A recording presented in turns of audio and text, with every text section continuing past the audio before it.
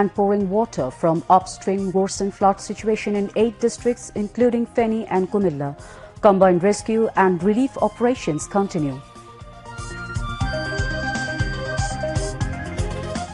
Flash flood cuts rail connection between Dhaka, Chattogram, Cox's Bazar and Sylhet while road communications get slower.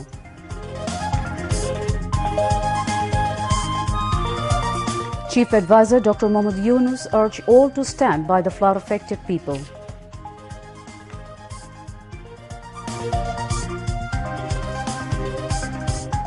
Army, Navy and anti-discrimination students movement working alongside local administration to help flood-affected people.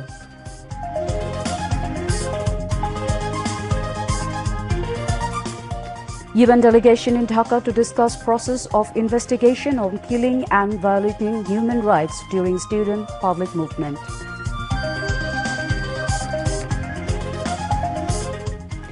US President Joe Biden phones Netanyahu on Gaza ceasefire as indiscriminate Israeli attacks killed 22 Palestinians today.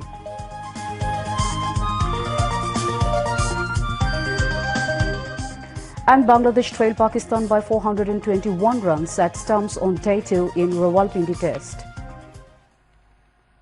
Assalamu alaikum, welcoming you all to News at 10. You have just heard the headlines, now move on to the details.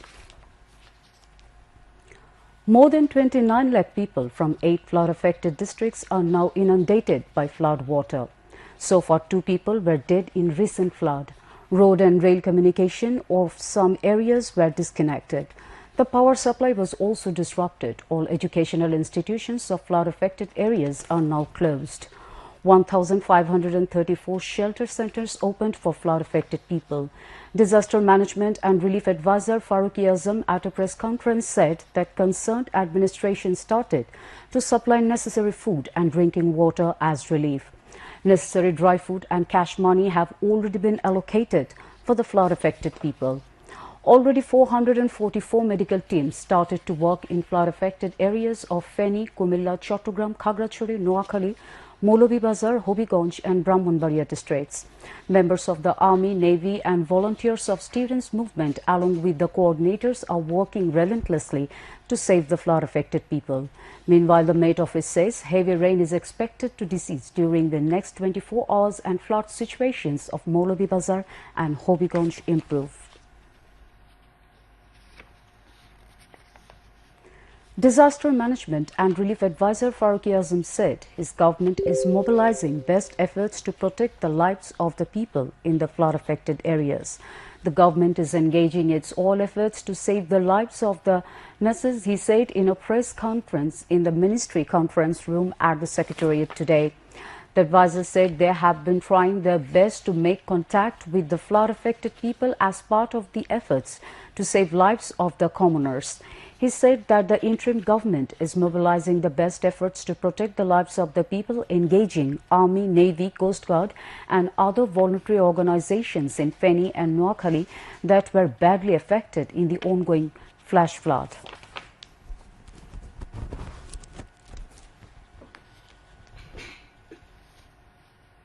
এখানে ত্রাণ এবং kind এবং cash সকল বিষয়ে সর্বাত্মক প্রস্তুতি আছে। উপদ্রুত অঞ্চলে মানুষের সাধ্যে যতটুকু সম্ভব আমরা সকল এফর্ট এখানে নিয়োজিত করেছি। সেখানে সেনাবাহিনী, নৌবাহিনী, কোস্ট গার্ড এবং অন্য সকল স্বেচ্ছাসেবী সংগঠন যেগুলি দুর্যোগ পরিস্থিতিতে ত্রাণ মন্ত্রণালয়ের সাথে কাজ করে, ডিজাস্টার ম্যানেজমেন্টে কাজ করে, তাদের সবাইকে নিয়োজিত করা হয়েছে। সংস্কার আন্দোলনের যে সমস্ত ছাত্রবৃন্দরা ছিলেন তারাও উদ্ধার তৎপরতার সাথে যুক্ত হয়েছে। সার্বিকভাবে সরকার চেষ্টা করছে যাতে মানুষের জীবন এবং জানমাল, গবাদি পশু ইত্যাদি রক্ষা করা যায়। Chief Advisor Dr. Mohammad Yunus has urged all to stand by the flood-affected people. He made the call at a meeting of the Advisory Council of the interim government on the action plan to face current flood situation in the country. Chief Advisor Dr. Mohammad Yunus chaired the meeting at the State Guest House Jamuna that discussed rescue, relief, distribution and other priorities in the flood-affected areas. The meeting resolved to create a foundation for the deceased and owned it in the Students' People movement. The meeting also discussed avoidance of public sufferings caused by the demonstration of different entities demanding the fulfillment of their aspirations and ways to solve those. In addition, the meeting instructed the Coast Guards to prevent any incursion of any foreign trawlers into Bangladesh's coastal fishing belt. The meeting was attended by the members of the Advisory Council. Advisors Sayyida Rizwana Hassan, Nahid Islam and Asif Mahmood Shajib Bhuiya briefed the journalist after the meeting.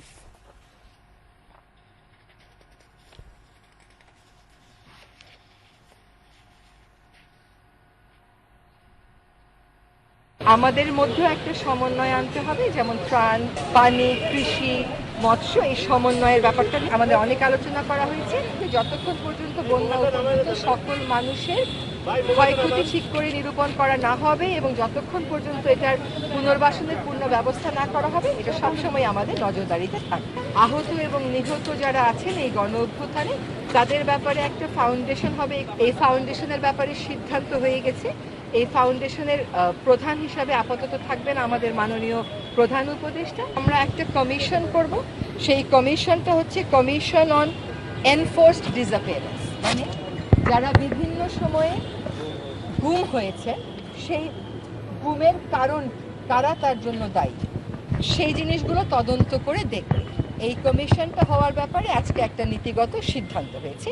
বিভিন্ন মানুষ বিভিন্ন বিষয় নিয়ে প্রতিবাদ করছেন, সেই প্রতিবাদ তারা করতেই পারেন। অনেক বছর তারা অনেক কিছু বলতে পারেননি, কিন্তু ওই প্রতিবাদের কারণে যাতে জনজীবনে কোনো বাড়তি অসুবিধার সৃষ্টি না হয়, সেটা নিশ্চিত করার জন্য এই প্রতিবাদের সাথে সরকারের কি করে একটা সম্পর্ক করে ফেলা যায়, প্রতিবাদটা কোথায় হলে কেমন করে হলে ভালো হয়, অনির্দিষ্টকালের জন্য না করে কিভাবে করে যারা প্রতিবাদ করছেন কোনো একটা বিষয়ে, তাদের মুখপাত্রের সাথে সরকারের মুখপাত্র বসে পড়তে পারেন এবং এটার একটা সমাধানে যেতে পারে, সেটারও একটা উপায় বের করা হবে। দেশের সকলকে আহ্বান জানাচ্ছি যে দেশে যে বন্যা পরিস্থিতি, সেই পরিস্থিতি মোকাবেলায় আমাদেরকে ঐক্যবদ্ধভাবে কাজ করতে হবে।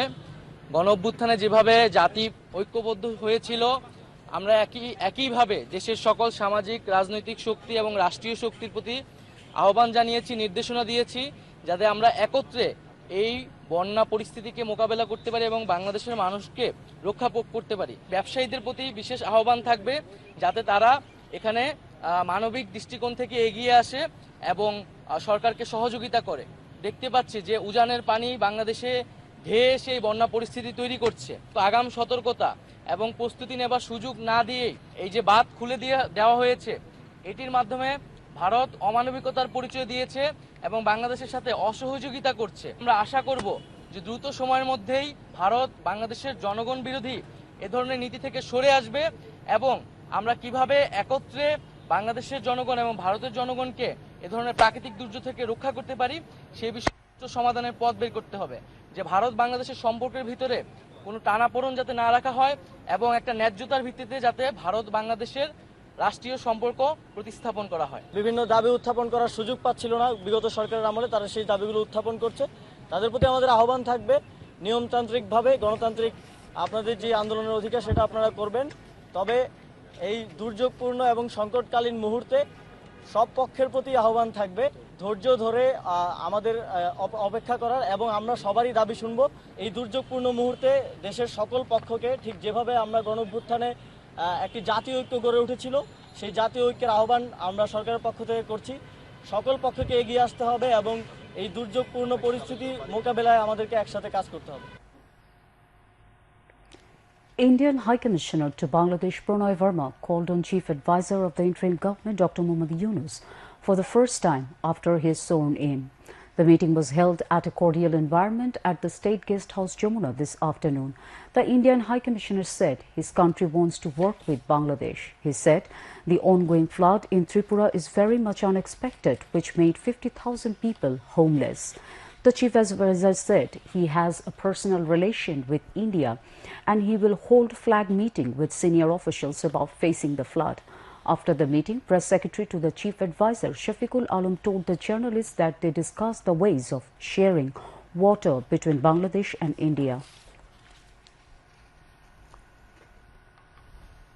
প্রণয় বর্মা বলেছেন যে ওনারা বাংলাদেশের সাথে কাজ করতে চান, বাংলাদেশকে ওনারা বাংলাদেশের শেয়ার্ড প্রসপ্যারিটি বাংলাদেশ এবং ইন্ডিয়ার মধ্যে ওইটার ব্যাপারে ওনারা এমফাসিস দিয়েছেন। ফ্লাড সিচুয়েশন উনি বলছেন যে ত্রিপুরা যেটা ফ্লাড হচ্ছে বা ওই রিজিয়নে এটা খুবই আনপ্রেসিডেন্টেড একটা ফ্লাড, ওইখানেও প্রায় 50,000 মতো লোক ডিসপ্লেস হয়েছে। অ্যান্ড উনি বলেছেন it has created havoc on both sides, both India and Bangladesh. যে আমাদের সাথে ইন্ডিয়ার যে ওয়াটার শেয়ারিং যেটা এই যে এই সমস্ত ইস্যু আসছে সেটার জন্য আমরা জয়েন্টলি ওয়ার্ক করে এটা রিজলভ করতে পারি আর কি। The flood situation of Moulabibazar, Hobiganj, Kumilla, Feni and Chattogram deteriorated further due to heavy rain. The Flood Forecast and Warning Center of the Water Development Board says that the river Kushiara, Manu, Dhalai, Koali, Muhuri, Feni and Halda are flowing over the danger level due to heavy rain and onrush water from the upward. The Muhuri River of Feni district has flown its highest level in the last 40 years. The Flood Forecast and Warning Center said the flood situation deteriorated further as the water of Tripura flood is rushing in lower areas of Bangladesh. They also said heavy rain in different areas is expected to decrease within the next 18 hours. The flood situation is expected to improve within 24 to 70 hours next. The Met Office also said that heavy rain in the north-south region of the country is expected to decrease in the next 48 hours. The Flood Forecast and Warning Center said water level of Ganges, Jamuna and Brahmaputra rivers is expected to decrease within the next 2 days. Post Telecommunication and Information Technology and Information and Broadcasting Advisor Mohammad Nahim Islam has directed to provide mobile network services free of charge in flood-affected areas. He noted that 10 VAS are on standby to address any network disconnections caused by the floods. Mohammad Nahim Islam explained that network disruptions have occurred in some upazilas due to damage of optical fiber infrastructure from the current flooding. The Bangladesh Telecommunication Regulatory Commission (BTRC) has instructed all mobile operators and tower sharing companies to take necessary measures to keep mobile net towers operational around the clock. Additionally, BTRC is coordinating with relevant power transmission and distribution authorities to ensure uninterrupted power supply to telecom sites. The Anti-Discrimination Students Movement has taken an initiative to raise funds to stand beside the flood-affected people. Coordinator of the Anti-Discrimination Student Movement, Mohammad Abu Bakr Mazumdar, made the announcement on Facebook post last night. He said, Bangladesh is currently going through a critical situation. The southeastern areas of the country, including Noakhali, Lokhipur, Kumilla, Moulabibazar, Sylhet, Khagrachari, have been hit by hill streams and floods due to the opening of embankments of upstream rivers rushing from India. In the context, the Anti-Discrimination Student Movement has decided to launch rescue operations and relief distribution programs across the country. In order to conduct this program successfully, the Anti-Discrimination Student Movement has started a public fundraising initiative. He called upon the coordinators and volunteers of all students' movements to form volunteer team in coordination with local voluntary organizations and people in their respective districts and upazilas. The visiting UN delegation will establish a framework for investigating the killings and violence that occurred during the Anti-Discrimination Student Movement. Subsequently, a fact-finding mission will carry out the detailed investigation. Chief of the United Nations Asia-Pacific region, Rory Mungovan, who is leading the 3-member delegation, addressed reporters following a meeting with Foreign Secretary Masood bin Momen at the Ministry of Foreign Affairs today. Mungovan stated that the United Nations aims to support Bangladesh during this historic period and is prepared to collaborate with the interim government. He clarified that the delegation will focus on discussions rather than investigations and will outline the operational aspects of the forthcoming fact-finding mission.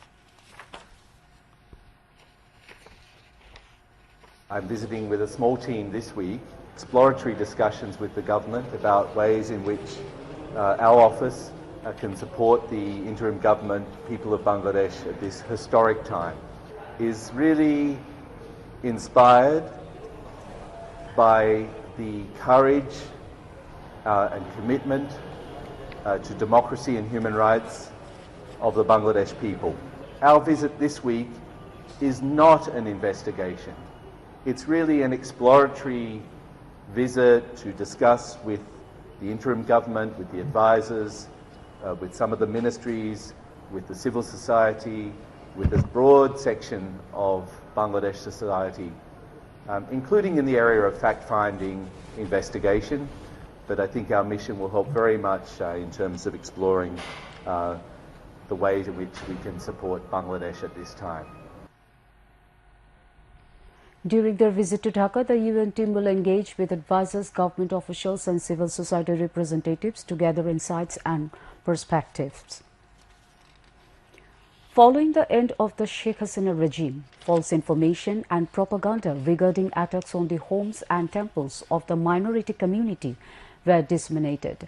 A vested quarter attempted to incite communal conflict following the mass uprising by disseminating propaganda via social media posts from different countries. According to BBC Global Disinformation and BBC Verified, the majority of social media posts attacking Hindus are fabricated and false. Now international news. US President Joe Biden had a phone conversation with Israeli Prime Minister Benjamin Netanyahu about the ongoing ceasefire negotiations in the Gaza Strip.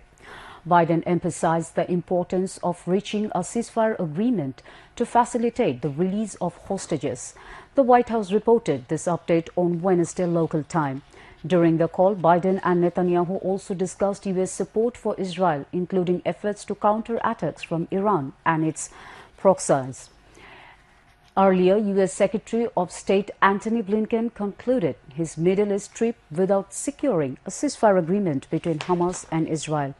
Reuters indicated that discussions on the matter will continue in Cairo in the coming days. Meanwhile, Israeli airstrikes on Gaza have continued, with at least 22 Palestinian civilians reported killing since this morning, according to health officials in the territory. Israeli forces ordered evacuations from Deir al-Balah in central Gaza and Khan Yunis in the south.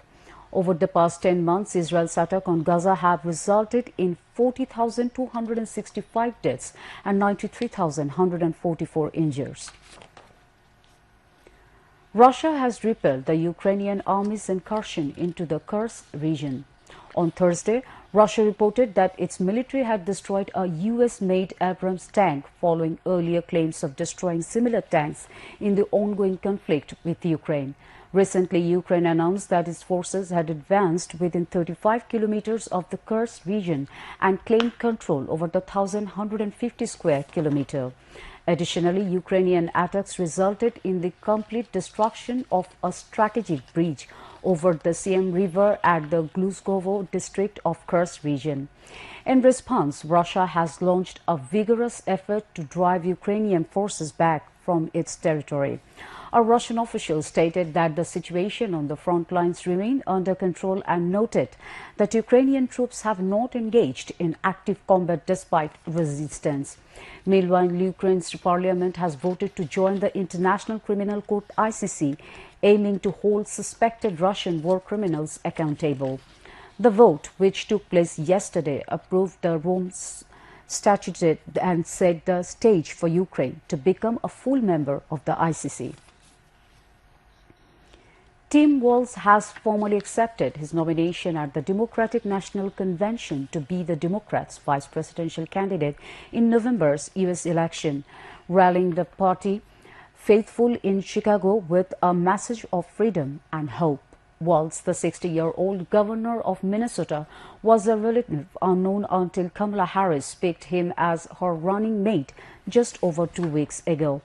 Earlier, television icon Oprah Winfrey made a surprise appearance at the Democratic National Convention and urged Democrats and independent voters to choose common sense over nonsense.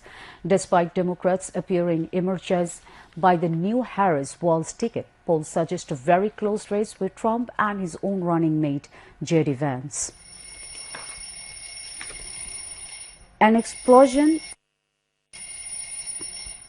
An explosion at a pharmaceutical manufacturing plant in southern manufacturing plant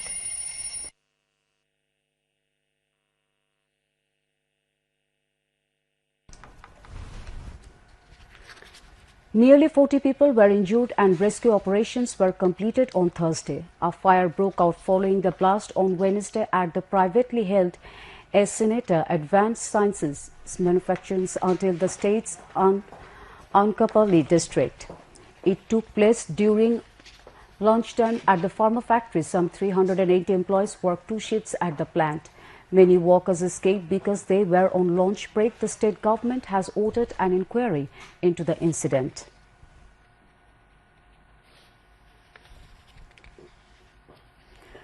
The High Court today cleared all legal bars on broadcasting and publishing speech or statement of acting chairman of BNP Tariq Rahman as the court discharged the matter for non-prosecution. Confirming the matter, Tariq's counsel Barrister Kaisar Kamal said as a result of today's order, no, there is no legal bar in broadcasting or publishing the speech or statement of the BNP leader in the media. Now news on weather.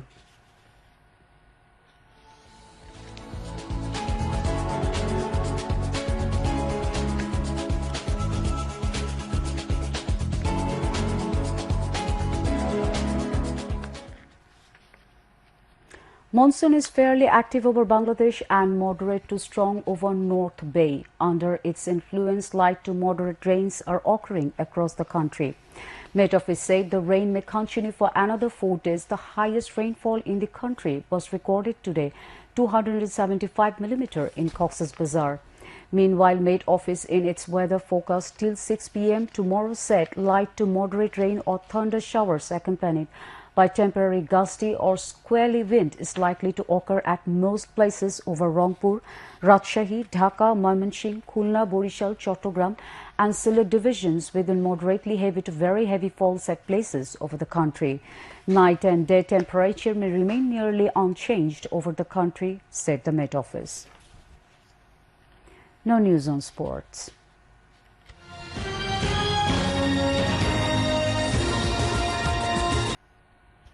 Bangladesh trailed by 421 runs against Pakistan in their first innings of first test at stumps of day 2 in Rawalpindi. Bangladesh scored 27 runs for no loss at the end of the day. Earlier, Pakistan started their second day's batting with the overnight score of 158 for 4. Mohammad Rizwan hit his career best 171 not out, while Saud Shakil scored 141 as Pakistan declared their first innings at 448 for 6. Bangladesh suffered a 2-1 goal defeat to host Nepal in their ultimate group, a match of the SAF Under-20 Championship held at ANFA complex in Nepal today. With the day's defeat, Bangladesh finished group's runners-up with 3 points in the table and they will play the second semi-finals against Group B champions on August 26. In the day's proceedings, Samir Tamang and Nirajan Dhame scored 1 each for Nepal, while Mirajul Islam netted a long goal for Bangladesh. And now to end the bulletin, headlines once again. Incessant rain and pouring water from upstream worsen flood situation in 8 districts including Feni and Kumilla. Combined rescue and relief operations continue.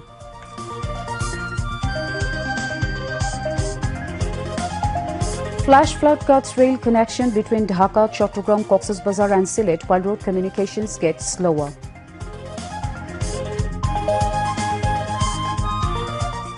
Chief Advisor Dr. Mohammad Yunus urged all to stand by the flood-affected people.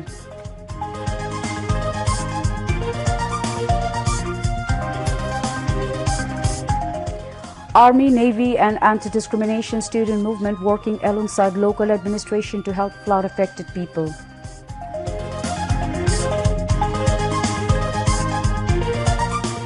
UN delegation in Dhaka to discuss process of investigation on killings and violating human rights during student power movement.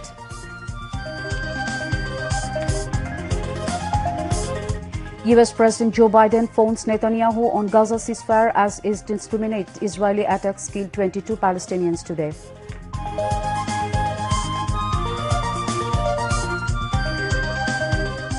And Bangladesh trailed Pakistan by 421 runs, set stamps on day 2 in Rawalpindi Test. That's all for the newsroom for this moment. Thank you for joining us, and we invite you to watch 11:30 Bangla News. Until then, Khuda Hafiz.